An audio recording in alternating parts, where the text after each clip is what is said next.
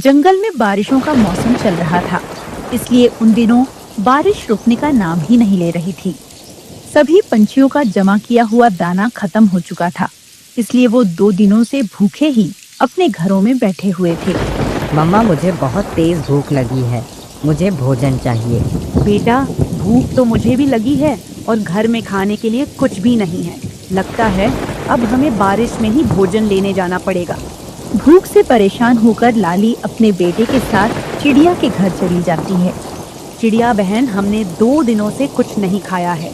अगर हम बारिश रुकने का इंतजार करते रहें तो हम सब भूख से ही मर जाएंगे, इसलिए हम बारिश में ही दाना लेने चलते हैं।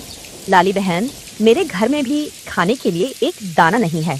हम ऐसा करते हैं, अपने बच्चों को यहीं छोड़ देते हैं और दाना लेने चले जाते हैं। बच्चों, आप सब घर के अंदर ही रहना और घर से बाहर मत जाना। हम दोनों दाना लेकर जल्दी ही घर लौट आएंगे, तब तक आप सब साथ में खेल लेना। ऐसा कहकर चिड़िया और लाली दाना लेने के लिए निकल जाती हैं। वो दोनों तोते के घर जाती हैं। कबूतर तोते के घर पहले से ही बैठा हुआ था। कबूतर चाचा, अच्छा हुआ जो आप भी यहाँ मिल गए। अब हमें जल्दी जाना होगा, नहीं तो हमें देर हो जाएगी। ठीक है चिड़िया बहन, अब हम चलते हैं, मगर मेरी एक बात सुनो। ऐसी बारिश में भोजन मिलना बहुत मुश्किल है, इसलिए हमें जो कुछ भी मिलेगा हम उसे आपस में बांट लेंगे। ऐसा कहकर वो सब तेज बारिश में ही भोजन की तलाश में निकल जाते हैं। वो थोड़ी दूर पहुंचे ही थे कि तभी उन्हें गरम गरम समोसों की खुशबू महसूस होने लगती है। दोस्तों, ये खुशबू तो समोसों की लग रही है। फिर वो सब उस खुशबू के पीछे चले जाते हैं। वो सब सीनू चील के ठेले पर पहुंच जाते हैं। क्या तुम सब यहाँ समोसे खाने आए हो? मेरे पास तो समोसे खाने के लिए 1 रुपया भी नहीं है। लाली बहन, मेरे पास भी कुछ नहीं है। तुम सब चिंता मत करो, मेरे पास कुछ पैसे पड़े हुए हैं, इसलिए आज मैं तुम सबको अपने पैसों से समोसे खिला देता हूँ। फिर किसी दिन तुम सब मुझे खिला देना। ऐसा कहकर कबूतर चील से बोलता है। चील दीदी, हम सबके लिए 1-1 प्लेट गर्मा गर्म समोसे लगा दो। फिर सीनू चील उन सबके लिए 1-1 प्लेट समोसा लगा देती है और वो सब मजे से बैठकर समोसे खाने लगते हैं। दोस्तों, ऐसी बारिश में गर्मा गर्म समोसे खाने का मजा ही अलग है।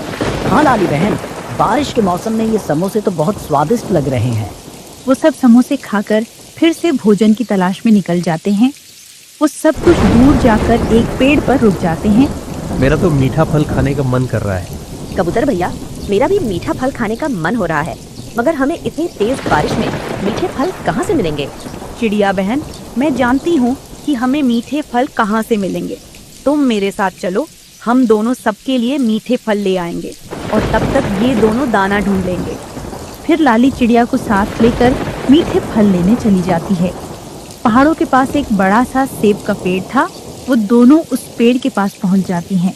चिड़िया बहन, यहाँ तो बस एक ही फल लगा हुआ है। जब मैं 2 दिन पहले यहाँ आई थी तब तो इस पेड़ पर बहुत सारे फल लगे हुए थे। लाली बहन, शायद तेज हवा की वजह से सभी फल नीचे गिर गए होंगे और सभी भूखे पंछी वो फल उठाकर ले गए होंगे। ऐसा कहकर चिड़िया वो मीठा फल तोड़ लेती है। अब हम वापस चलते हैं, हम सब इसी फल को आपस में बांटकर खा लेंगे। फिर वो दोनों फल लेकर वापस उड़ती हैं। जब वो दोनों उड़ते हुए जा रही थीं, तभी पीछे से उन्हें बूढ़ी फाख्ता आवाज देती है। बच्चों, मेरी मदद करो, इधर मेरे पास आओ। लाली बहन, लगता है कोई मुसीबत में है, हमें चलकर देखना चाहिए। फिर वो दोनों उस बूढ़ी फाख्ता के पास चली जाती हैं। चिड़िया बेटी, मैंने 3 दिनों से कुछ नहीं खाया, इसलिए मेरे पेट में भूख से दर्द भी होने लगा है। अगर तुम्हारे पास कुछ खाने को हो तो प्लीज मुझे दे दो। चिड़िया बहन, हम ऐसा करते हैं, ये फल इन मांझी को दे देते हैं और हम अपने लिए कहीं से दाना ढूंढ लेंगे। फिर चिड़िया वो मीठा फल उस बूढ़ी फाख्ता को दे देती है। फिर बूढ़ी फाख्ता उन दोनों को मदद के लिए धन्यवाद बोलती है। बेटा, आप दोनों बहुत अच्छी हो। अगर आप मेरी मदद नहीं करती तो आज मैं भूख से ही मर जाती। मांझी, धन्यवाद की कोई जरूरत नहीं है। अगर हम सब पंछी मुसीबत आने पर एक दूसरे की मदद नहीं करेंगे तो फिर हमारी भी कोई मदद नहीं करेगा। ऐसा कहकर चिड़िया और लाली वहाँ से चली जाती हैं। जब वो दोनों वापस पहुँचती हैं तो वो देखती है तोता एक पेड़ की डाल के नीचे दबा हुआ था और कबूतर उस डाल को हटाने की कोशिश कर रहा था। कबूतर भैया, ये कैसे हुआ? तोते भैया इस डाल के नीचे कैसे दब गए? चिड़िया बहन, हम दोनों दाना ढूंढने जाने ही वाले थे, तभी हवा के तेज झोंके से ये डाल नीचे गिर गई और मिट्ठू इसके नीचे आ गया। जो होना था सो हो गया।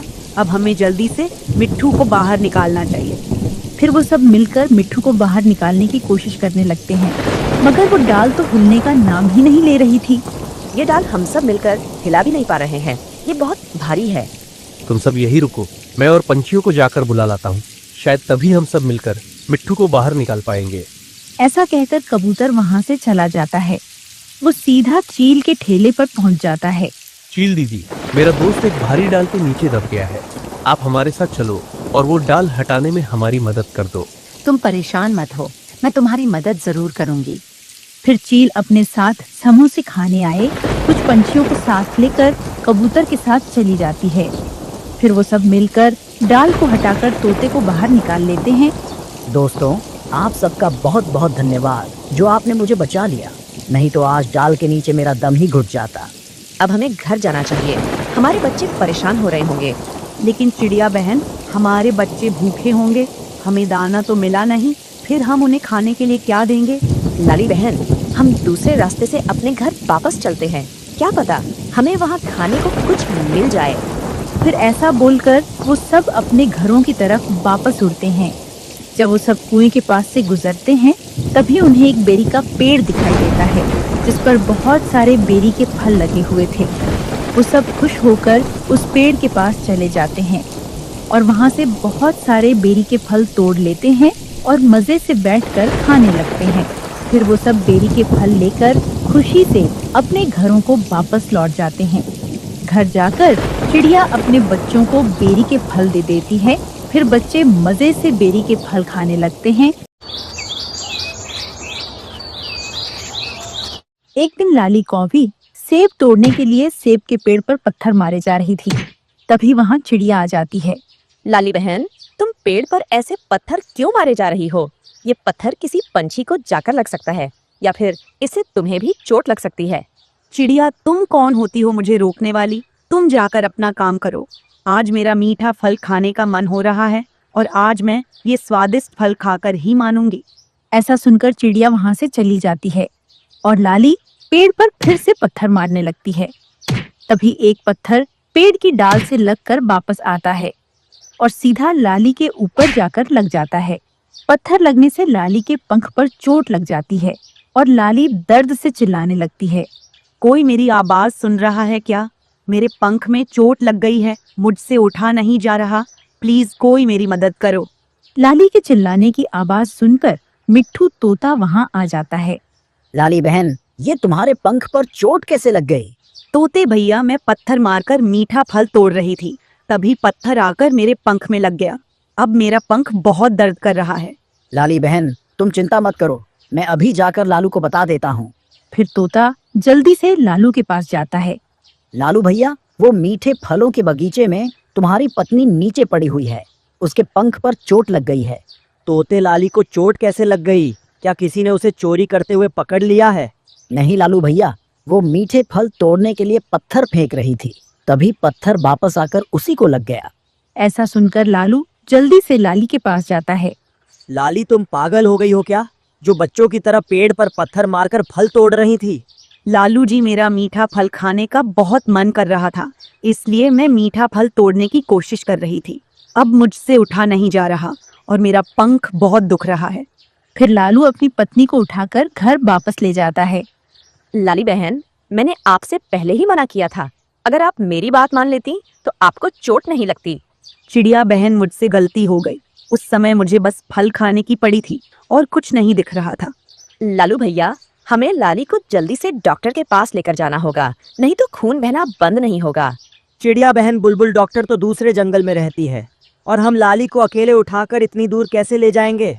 लालू भैया, मैं जाकर कबूतर चाचा और मिट्ठू को बता देती हूँ, फिर हम सब मिलकर लाली को दूसरे जंगल ले जाएंगे। फिर चिड़िया कबूतर के पास जाती है।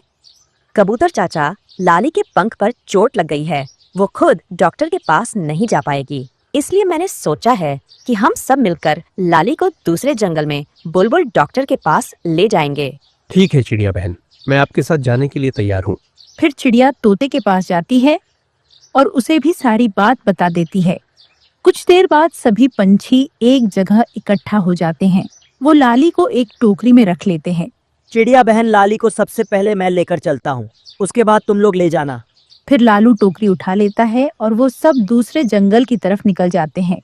थोड़ी दूर जाकर लालू थक जाता है, वो टोकरी नीचे रख देता है। चिड़िया बहन, मैं तो थक गया हूँ, इसका वजन तो बहुत ज्यादा है। फिर चिड़िया लाली की टोकरी उठा लेती है और वो सब फिर से उड़ने लगते हैं। कुछ देर बाद तोता भी लाली की टोकरी उठा लेता है। अब लाली के पंख का दर्द कम हो गया था और उसे टोकरी में बैठकर उड़ने में मजा भी आने लगा था। इस टोकरी में बैठकर तो बहुत मजा आ रहा है। ना तो पंख चलाने पड़ रहे हैं और ना ही थकने की कोई चिंता है। काश ऐसा होता कि ये सब पंछी मुझे रोजाना ऐसे ही लेकर जाया करते। लाली अपने मन में ऐसे सोचे जा रही थी। थोड़ी देर बाद सभी पंछी लाली को लेकर बुलबुल डॉक्टर के पास पहुंच जाते हैं। बुलबुल लाली का पंख अच्छे से देखती है। इसका बहुत सारा खून बह गया है, इसलिए इसमें खून की कमी हो गई है। इसका खून पूरा करने के लिए आप लोग इसे जितना हो सके उतने स्वादिष्ट फल और अच्छी चीजें खिलाओ। इससे ये जल्दी ठीक हो जाएगी। लेकिन डॉक्टर, ये आधा खून तो मेरा ही पी जाती है, फिर इसमें खून की कमी कैसे हो सकती है? ऐसा सुनकर लाली गुस्से में लालू की तरफ देखने लगती है। मैं लाली के लिए अनार का जूस ले आती हूँ, उससे खून जल्दी पूरा हो जाएगा। और मैं मीठे और स्वादिष्ट फल ले आता हूँ। इसे मीठी खीर बहुत पसंद है, मैं इसके लिए मीठी खीर ले आता हूँ। इस तरह वो सब लाली के लिए फल और भोजन लेने चले जाते हैं। वो सब सारी चीजें ले आते हैं और लाली मजे से बैठकर फल खाने लगती है। अब मेरे तो मजे ही बन गए हैं। वैसे तो ये सब मुझे खाने के लिए एक दाना भी नहीं देते थे और आज खुद इतनी स्वादिष्ट चीजें लाकर खिला रहे हैं। लाली ऐसे सोचकर मन ही मन बहुत खुश हुए जा रही थी। फिर शाम को बुलबुल डॉक्टर लाली के पंख पर पट्टी बांध देती है। अब ज्यादा परेशान होने की जरूरत नहीं है, मैंने इसकी चोट पर पट्टी बांध दी है, ये जल्दी ही ठीक हो जाएगी। अब आप सब इसे घर लेकर जा सकते हैं। वो सब लाली को फिर से टोकरी में रखकर अपने जंगल की तरफ वापस लौटते हैं। वो सब लाली को लेकर उसके घर पहुंच जाते हैं। मैं तो बहुत थक गया हूँ। मेरे भी पंख थकान की वजह से दर्द करने लगे हैं। लाली देख लो, हम सब तुम्हारे लिए कितने परेशान हैं और तुम हम सबका ही भोजन चुरा कर खा जाती हो। कबूतर चाचा, आज मुझे पता चल गया है कि आप सब मेरा कितना ख्याल रखते हो, इसलिए अब मैं किसी का भोजन नहीं चुराऊंगी। फिर वो सब अपने घरों को वापस लौट जाते हैं। अगले दिन लालू भोजन लेने गया हुआ था। मैं बाहर जाकर उड़कर देखती हूँ कि मेरा पंख ठीक हुआ या नहीं। ऐसा सोचकर लाली बाहर जाकर उड़ने लगती है। वो तो अच्छे से उड़ रही थी। वो थोड़ा उड़ती है और फिर बैठ जाती है। लगता है मुझे उड़ते हुए किसी ने नहीं देखा। मैं अच्छे से उड़ सकती हूँ, ये बात किसी को नहीं बताऊंगी, क्योंकि फिर मुझे आराम से बैठकर मीठे फल और फ्री का दाना नहीं मिलेगा। कुछ देर बाद तोता लाली के लिए फल लेकर आता है। तभी चिड़िया भी दाना लेकर आ जाती है। लाली बहन, आप चिंता मत करो, जब तक आप ठीक नहीं हो जाओगी तब तक हम सब मिलकर आपके लिए भोजन ले आया करेंगे। ऐसे ही कुछ दिन बीत जाते हैं। पंछी रोजाना लाली के लिए भोजन लेकर आते, मगर लाली तो उड़ने का नाम ही नहीं ले रही थी। एक दिन कबूतर चिड़िया से कहता है, मुझे तो ऐसा लगता है कि लाली अब पूरी तरह ठीक हो चुकी है।